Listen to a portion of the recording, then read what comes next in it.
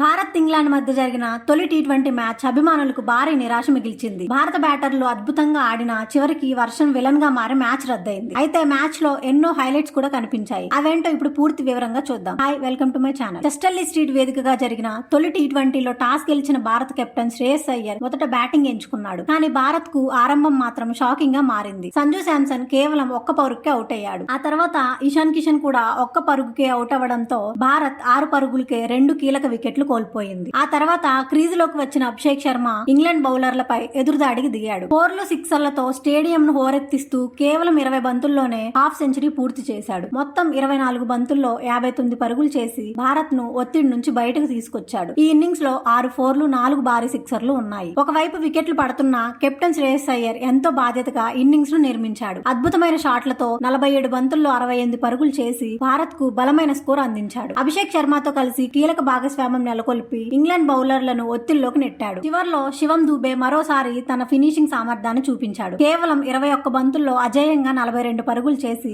Bharat score ను 189 పరుగులకు చేర్చాడు. దీంతో ఇంగ్లాండ్ ముందు 190 పరుగుల భారీ లక్ష్యం నిలిచింది. ఇంగ్లాండ్ బౌలర్లలో సాకిబ్ అహ్మద్ 3 వికెట్లు తీసి ఆకట్టుకున్నాడు. శామ్ కరన్, ఆదిల్ రషీద్ తలో వికెట్ సాధించారు. అందరూ ఇంగ్లాండ్ చేజ్ ఎలా ఉంటుందా అని ఎదురు చూస్తుండగానే వర్షం మొదలైంది. అంపైర్లు చాలా సేపు వేచి చూసినా వర్షం తగ్గపోవడంతో ఒక్క బంతి కూడా పడకముందే మ్యాచ్ ను రద్దు చేశారు. దీంతో తొలి టీ20 ఫలితం లేకుండానే ముగిసింది. 5 మ్యాచ్ల సిరీస్ ప్రస్తుతం 0తో సమంగా ఉంది. మ్యాచ్ రద్దయిన భారత బ్యాటింగ్ మాత్రం అభిమానుల్లో మంచి నమ్మకాన్ని కలిగించింది. అభిషేక్ శర్మ విధ్వంసకర బ్యాటింగ్, కెప్టెన్ శ్రేయస్ అయ్యర్ అర్ధశతకం, శివం దూబే ఫినిషింగ్ ఇవన్నీ రెండో టీ20కి ముందు భారత్ భారీ ప్లస్ పాయింట్లు. మరి రెండో టీ20లో భారత్ గెలిచి సిరీస్ లో ఆధిక్యం సాధిస్తుందా? మీ అభిప్రాయాన్ని కామెంట్స్ లో చెప్పండి. వీడియో నచ్చితే లైక్ చేయండి, షేర్ చేయండి. ఇలాంటి క్రికెట్ అప్డేట్స్ కోసం మా ఛానల్ ని ఇప్పుడే సబ్స్క్రైబ్ చేయండి.